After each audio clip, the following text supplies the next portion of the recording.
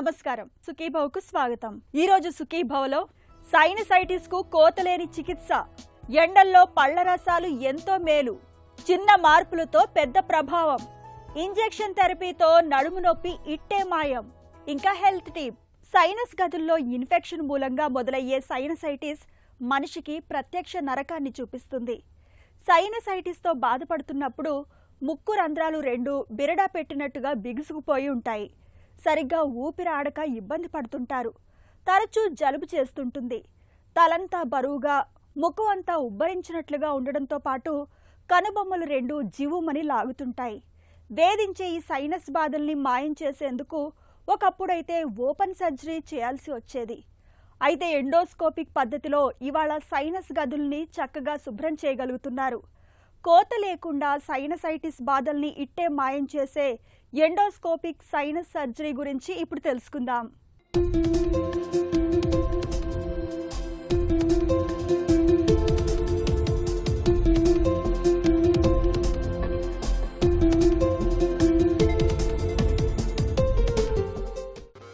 ముక్కుకు కనుబొమలకు అటూ ఇటూ ఉండే గాలి గదులే సైనస్లు. మన శరీరంలోకి ముక్కు ద్వారా ప్రవేశించే వ్యాధికారక సూక్ష్మజీవులను నిరోధించటంలో సైనస్లు కీలక పాత్ర పోషిస్తాయి. అలాగే సైనస్ గదులు బోలుగా ఉండటం వల్ల మొత్తంగా తల బరువును తగ్గించటంలో, స్వరమాధుర్యాన్ని అందించటంలో సైనస్లు తోడ్పడతాయి. అయితే నిరంతరాయంగా వ్యాధికారక క్రిములను ఫిల్టర్ చేసే క్రమంలో ఎయిర్ కండిషనర్లుగా పేరుగాంచిన సైనస్లకు ఇన్ఫెక్షన్లు సోకే ప్రమాదం ఎక్కువ. ఆ క్రమంలోనే సైనస్లు వాపుకు గురై సైనసైటిస్ వస్తూ ఉంటుంది. సైనసైటిస్ కారణంగా ముక్కు బ్లాక్ అవ్వటం, శ్వాస తీసుకోవటం అనేది ఇబ్బందికర పరిణామంగా తయారవుతుంది. సైనసైటిస్ బాధితులకు ప్రస్తుతం ఎండోస్కోపిక్ సైనస్ సర్జరీ అందుబాటులోకి వచ్చింది. ఎండోస్కోపిక్ సైనస్ సర్జరీ అనేది రెవల్యూషన్. నిజంగా చెప్తే సైనస్ను పూర్తిగా క్యూర్ చేయడానికి మనకి ఈ సర్జరీ చాలా ఉపయోగపడుతుంది అన్నమాట.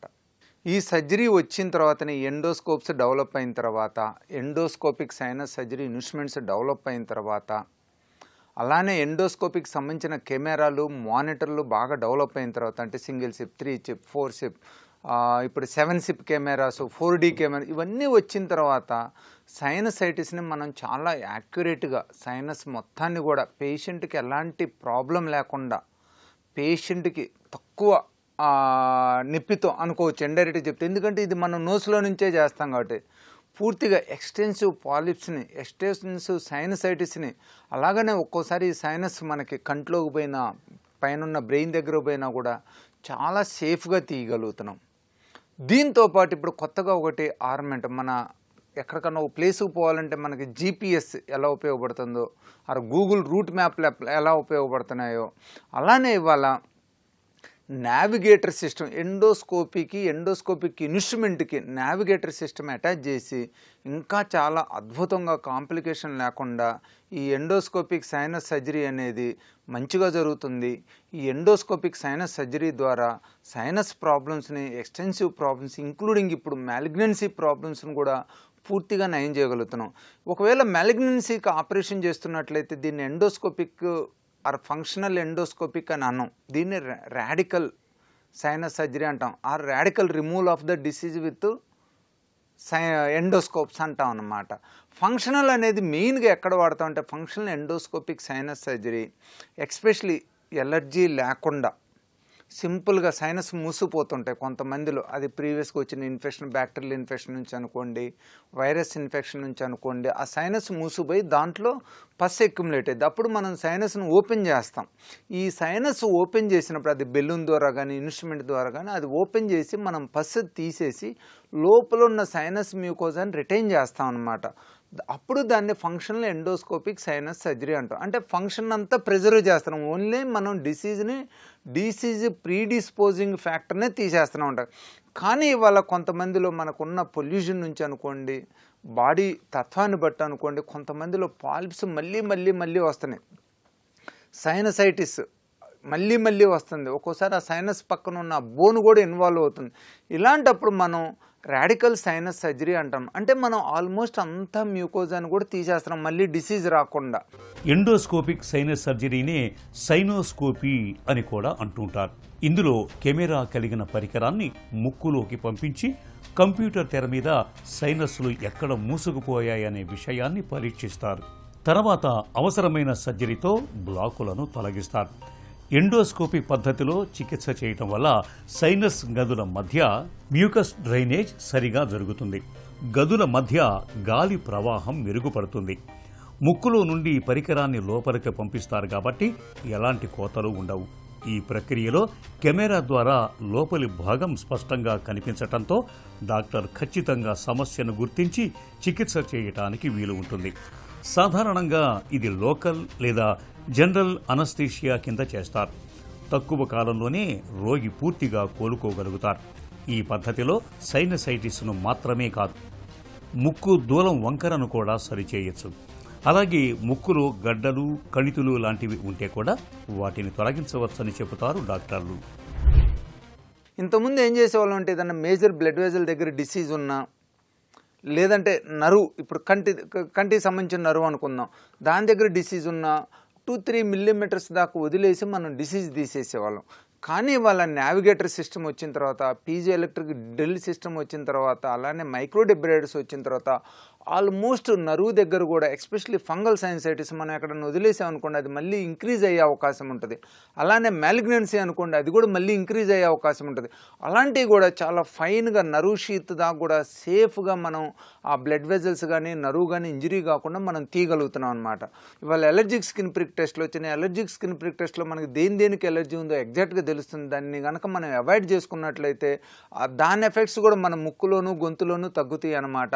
అలానే దానికి అవసరమైతే ఇమ్యూనోథెరపీ కూడా ఇవ్వచ్చు. అలానే ఇప్పుడు కొత్తగా ఈ వ్యాక్సిన్స్ వచ్చినాయి, న్యూమోకోకల్ ఇన్ఫ్లుయెంజా వ్యాక్సిన్స్. వీటిని కూడా మనం ఎస్పెషల్లీ ఎలర్జీ ప్రాబ్లం ఉన్న వాళ్ళు, ఆస్తమా ప్రాబ్లం ఉన్న వాళ్ళు, సైనస్ ప్రాబ్లం ఉన్న వాళ్ళు, సైనస్ సర్జరీ చేయించుకున్న వాళ్ళు ఈ వ్యాక్సిన్ తీసుకున్నట్లయితే మళ్ళీ వైరల్ ఇన్ఫెక్షన్తో పాటు బ్యాక్టీరియల్ ఇన్ఫెక్షన్స్ రాకుండా ఉంటాయి అన్నమాట. నేసల్ హైజీన్ అంటాం. నేసల్ హైజీన్లో బేసిక్గా ఏమొస్తుందంటే బ్రీతింగ్ ఎక్సర్సైజులు వస్తాయి, జలనీతి వస్తుంది. అలానే మనం పొల్యూషన్కి అవాయిడ్ చేసుకుంటా ఉంటా, వ్యాక్సిన్స్ తీసుకుంటా ఉన్నట్లయితే ఇవన్నీ కూడా మనం నేసల్, థ్రోట్, లంగ్ హైజీను, శ్వాసకు సంబంధించిన హైజీన్ అంటాం. దీన్ని కనుక తీసుకున్నట్లయితే మనకి సైనస్ సమస్యలు రాకుండా ఉంటాయి.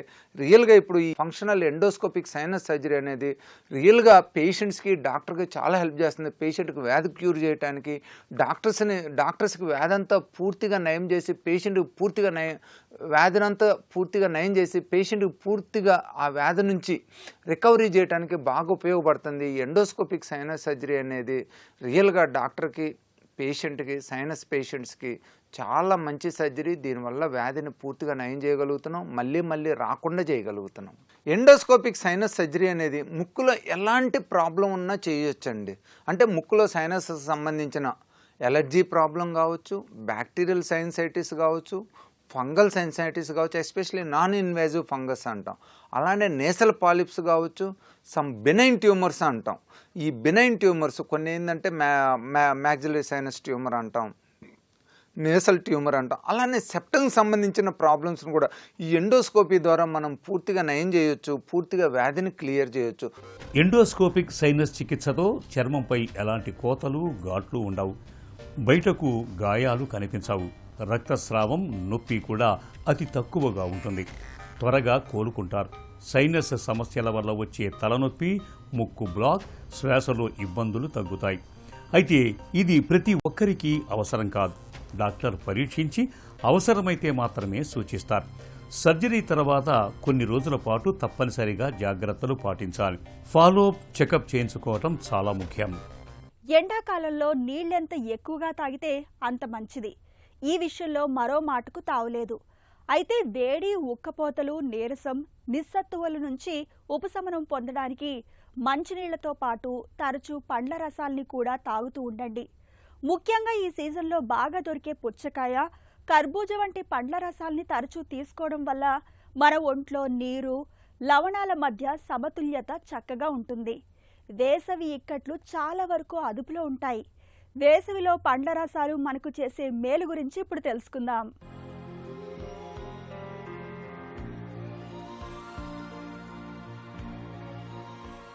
వేసవి కాలంలో సహజంగానే మనకు చెమటలు ఎక్కువగా పడుతుంటాయి. చెమట రూపంలో శరీరంలోని నీరు మొత్తం బయటకు పోతుంటుంది. ఈ నీటితో పాటు మన శరీరంలో ఉండే ఎలక్ట్రోలైట్స్, సోడియం, పొటాషియం లాంటి లవణాలు అన్నీ వెలుపలికి వెళ్లిపోతాయి. శరీరంలో ఆరోగ్యపరంగా సమతుల్యత పాటించాలంటే మనం వీటిని ఎప్పటికప్పుడు భర్తీ చేయడం ఒక్కటే మార్గం. ఇందుకు తరచూ మంచినీళ్లను తాగడంతో పాటు పళ్లరసాల్ని కూడా తాగుతుండాలి. పళ్లరసాల్లో ముందుగా నిమ్మరసం గురించే చెప్పుకోవాలి. శరీరాన్ని, చర్మాన్ని తాజాగా ఉంచడంలో లెమన్ జ్యూస్ని మించింది మరొకటి లేదు. ఒంట్లో ద్రవ నష్టాన్ని తగ్గిస్తుంది.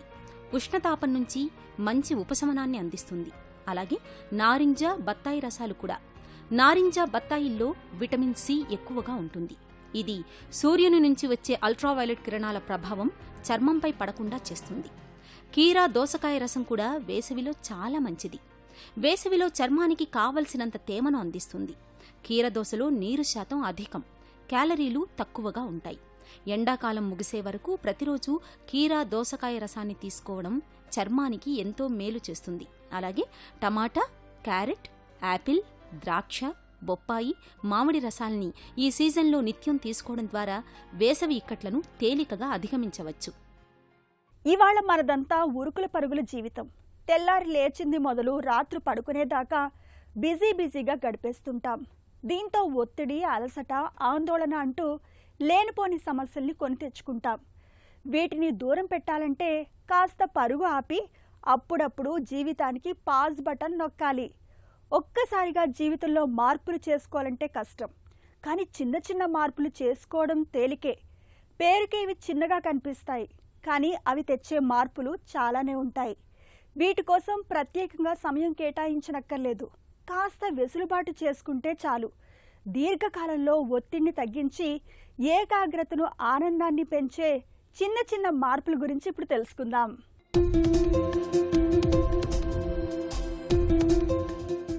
నేటి మన ఆధునిక జీవితం అంతా ఉరుకుల పరుగుల మయమే. ఎక్కడా ఒక క్షణం తీరిక లేకుండా గడిపేస్తున్నాం. విరామం లేకుండా, అలుపెరగకుండా పనిచేయడం వల్ల శరీరం అలసిపోవడమే కాదు, ఒత్తిడి, ఆందోళన, అలసట, నీరసం వంటి అనారోగ్య సమస్యలు కమ్ముకొస్తున్నాయి. అందుకే బిజీ జీవితం నుంచి కాస్త పాజ్ తీసుకోమంటున్నారు నిపుణులు. అందుకు పెద్దవే చేయక్కర్లేదు, చిన్న చిన్న చర్యలే చాలు. పొద్దున్నే మేల్కోగానే పనుల్లోకి దిగిపోకండి. వాట్సాప్, మెయిల్స్ ని చెక్ చేయొద్దు. నెమ్మదిగా కూర్చొని ఓ నిమిషం పాటు శ్వాస వ్యాయామాలు చేయండి. ఈ చిన్న ప్రక్రియ మెదడుని ప్రస్తుతంలోకి తీసుకొస్తుంది, ఆలోచనల్ని నెమ్మదింపజేస్తుంది. దీంతో రోజు ఒత్తిడితో కాకుండా ప్రశాంతంగా మొదలవుతుంది. ఒక పని నుంచి మరో పనిలోకి వెళ్లే ముందు కాస్త శ్వాస వ్యాయామాలు చేయండి. ఇవి శరీరానికి విశ్రాంతినివ్వడమే కాదు, చేయబోయే పని మీద మరింత స్పష్టతని ఇస్తాయి. ఇక పనవగానే కాసేపు రిలాక్స్ అవుదాంని వెంటనే ఫోన్ని చేతులకు తీసుకోవద్దు. కనీసం 5 నిమిషాలు కిటికీలోంచి చూడటమో, స్ట్రెచింగ్ వ్యాయామమో చేయండి. ఖాళీగా కళ్ళు మూసుకుని కూర్చున్నా మంచిదే. ఈ డిజిటల్ బ్రేక్ అలసట తగ్గించి ఏకాగ్రత పెరిగేలా చేస్తుంది. ఇక చేయాల్సిన పనులన్నింటినీ ముందు పేపర్పై రాసుకోండి. ఇలా రాస్తే ముందు ఆందోళన తగ్గుతుంది, ఆపై పనుల మీద స్పష్టత వస్తుంది. ఒక్కోటి చేసుకుంటూ వెళ్ళిపోవచ్చు. రోజు మధ్యలో ఇప్పుడు నేనెలా ఉన్నానని మీకు మీరు ప్రశ్నించుకోండి. మనసు తేలికపడుతుంది, భావోద్వేగాల మీద కూడా నియంత్రణ వస్తుందని నిపుణులు చెబుతున్నారు. ఇక ఆఫీస్ ముగియగాని ఇంటికి బయలుదేరే ముందు ఒక క్షణం ఆగి ఈ రోజు ఏమేం పనులు పూర్తి చేశారో గుర్తు తెచ్చుకోండి. పూర్తయిన ప్రతి పని మన విజయమే. అది తెలియని ఉత్సాహాన్నిస్తుంది. ఇవన్నీ చిన్న చిన్న పనులే, కానీ శ్రద్ధగా ఆచరణలో పెడితే చాలు. బిజీ జీవితంలో ఒత్తిడి, ఆందోళన, అలసట, నీరసం అన్నవే దరిచేరవు. నడుము నొప్పి అంటేనే ప్రత్యక్ష నరకానికి నిదర్శనం. వెన్నులో జలదరింపులా, నడుములో సూదిపోట్లలా, వీపు మీద సమ్మేటపోటులా బాధిస్తుంది. నడుము నొప్పితో బాధపడుతున్నప్పుడు మనలో చాలామంది పెయిన్ కిల్లర్లను వాడుతుంటారు. అయితే ఈ నొప్పి నివారణ మాత్రలతో అప్పటికప్పుడు ఉపశమనమే కానీ సమస్య పూర్తిగా తగ్గదు. అయితే వేధించే నడుము నొప్పికి ఇటీవల కాలంలో కొన్ని రకాల ఇంజెక్షన్ థెరపీలు అందుబాటులోకి వచ్చాయి. వీటిని తీసుకోవడం వల్ల నడుము నొప్పి బాధల్ని చాలా వరకు తగ్గించుకోవచ్చని చెబుతారు డాక్టర్లు. సూది మందుతో నడుము నొప్పిని ఎలా నయం చేసుకోవచ్చో డాక్టర్ని అడిగి ఇప్పుడు తెలుసుకుందాం.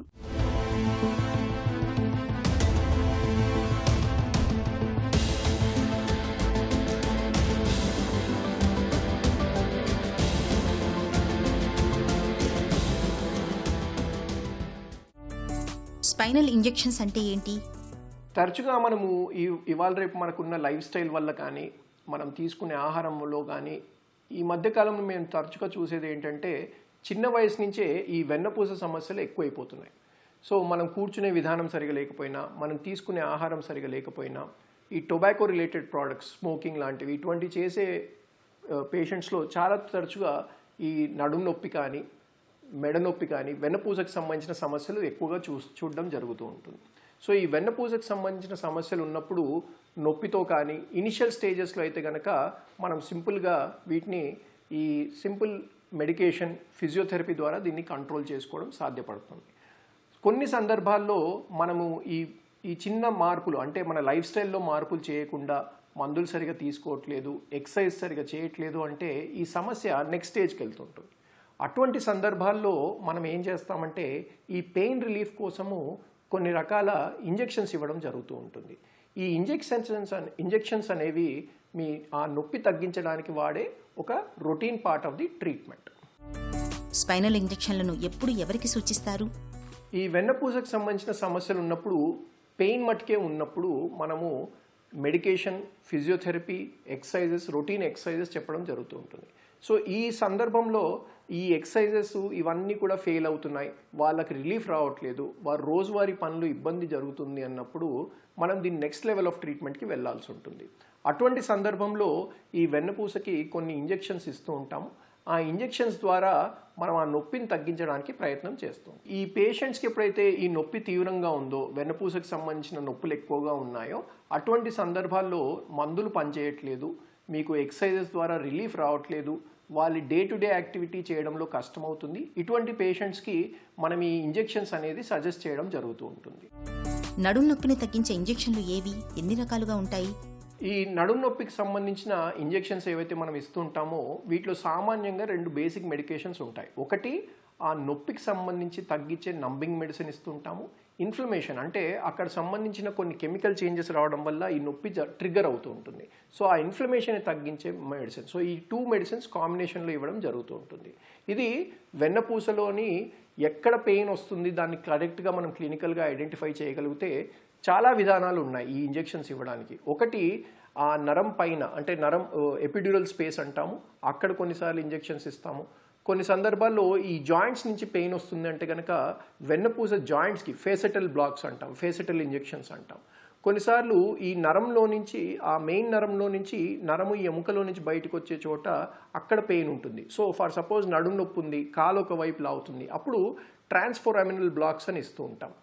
కొన్ని సందర్భాల్లో ఇవి ఇలా కాకుండా సివియర్ బ్యాక్ పెయిన్ ఉంది, ఇవి ఏవి కూడా పనిచేయట్లేదంటే కార్డల్ బ్లాక్ అని కార్డల్ బ్లాక్స్ కూడా ఇవ్వడం జరుగుతుంది. ఇది మనం నడుములో కూడా ఇవ్వచ్చు, ఛాతీ భాగంలో కూడా ఇవ్వచ్చు, మెడ భాగంలో కూడా ఇవ్వడం జరుగుతూ ఉంటుంది. వెన్నులో సమస్యల్ని తెలుసుకునేందుకు వాడే ఇంజెక్షన్లు ఏంటి? కొన్ని సందర్భాల్లో ఏజ్ రిలేటెడ్గా మల్టిపుల్ లెవెల్స్లో ప్రాబ్లం ఉండొచ్చు. సో ఫర్ సపోజ్ మనకి లంబార్ స్పైన్ అంటే నడుములో 5 బోన్స్ ఉంటాయి మనకి. ప్రతి చోట కూడా చిన్న చిన్న మార్పులు రావడం వల్ల పెయిన్స్ వస్తూ ఉంటాయి. కొన్ని చోట్ల చిన్న మార్పులు ఉండొచ్చు, కొన్ని చోట్ల తీవ్రమైన ఒత్తిడి ఉండొచ్చు. సో ఎక్కడి నుంచి అసలు ఈ సమస్య వస్తుందని తెలుసుకోవడానికి కూడా కొన్నిసార్లు డయాగ్నోస్టిక్ టెస్ట్, అంటే రిలీఫ్ ఇవ్వడానికి పనిచేస్తాయి injections. At the same time ఇది మన ట్రిగరింగ్ పాయింట్, అంటే ఈ ట్రిగరింగ్ పాయింట్ నుంచే మనకు పెయిన్ వస్తుందని కూడా మనం డయాగ్నోస్ చేసుకోవడానికి కూడా ఈ ఇంజెక్షన్స్ వాడుతుంటాం. కొన్ని సందర్భాల్లో for suppose L34, L45, L5S1 ఈ 3 రూట్స్లో కూడా బ్లాక్ ఉంది. మనం ఫస్ట్ దీన్ని క్లినికల్ ఎగ్జామినేషన్ ద్వారా మనం దీన్ని నిర్ధారించుకుంటాం. ఫర్ సపోజ్ ఈ 3 చోట్ల ఒత్తిడి ఉంది, కానీ L45 సంబంధించిన లక్షణాలు ఎక్కువ ఉన్నాయి, అంటే 4th రూట్ కానీ 5th రూట్కి కానీ ఎక్కువ ఉన్నాయి అంటే దానికి స్పెసిఫిక్గా మనం ఇంజెక్షన్ టార్గెట్ చేసి చూడొచ్చు. రొటీన్ డే కేర్ ప్రొసీజర్ కాబట్టి ఫస్ట్ ఆ ఇంజెక్షన్ ఇచ్చి చూస్తాం. ఒకవేళ 5 రూట్కి ఇచ్చాము, దాంతో రిలీఫ్ ఉంది అంటే కనుక అది మనకు కల్పిట్ అని కూడా ఒక ఇండైరెక్ట్ ఎవిడెన్స్గా చూపిస్తూ ఉంటాం అన్నమాట. ఫర్ సపోజ్ దీనివల్ల అవ్వట్లేదు, మేబీ ద నెక్స్ట్ లెవెల్ కూడా ఇవ్వాల్సి ఉంటుంది. ఒకవేళ ఆ లెవెల్ పర్టికులర్గా మీకు ప్రాబ్లం ఉంది అంటే దానికి సంబంధించిన ట్రీట్మెంట్ తీసుకుంటే సరిపోతుంది. స్పైనల్ ఇంజెక్షన్లు సురక్షితమేనా? స్పైన్ ఇంజెక్షన్స్ అనేవి ఒక ట్రైన్డ్ పర్సన్ చేసినప్పుడు, ఒక కంట్రోల్డ్ ఎన్విరాన్మెంట్లో, ఒక హాస్పిటల్ ఎన్విరాన్మెంట్లో చేసినప్పుడు చాలా మటుకు చాలా సేఫ్ ప్రొసీజర్ అండి. చాలా మంచి రిలీఫ్ ఇస్తుంది పేషెంట్స్కి. ఎందుకు అంటే అన్ట్రైన్డ్గా ఇవ్వడం, అంటే మనం స్టెరిలిటీ సరిగా మెయింటైన్ చేయకపోవడము, మన ఇన్స్ట్రుమెంట్ స్టెరైల్ లేకపోవడం వల్ల ఇది ఒక ఇంజెక్షన్ ద్వారా ఇస్తాం కాబట్టి మోస్ట్ కామన్ ప్రాబ్లం ఏంటంటే ఇన్ఫెక్షన్స్ రావడం.